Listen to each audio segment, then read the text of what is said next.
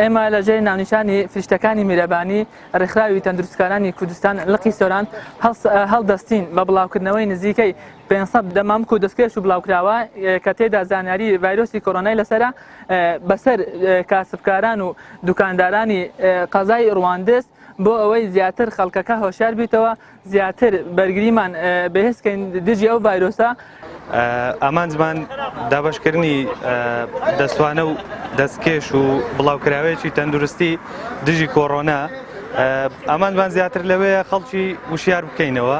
و ئەگەر بە شتێکی بەسیتیش بی کە ئەو شتانە گرنگن بۆ خۆپارێزی لە کۆڕۆنا و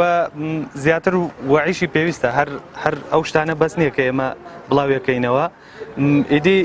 بەسەر کاسبکار و دوکاندارانی شاری ڕەواندز دابەشەکەین و ئیشەڵە بەردەوامیشە بێت.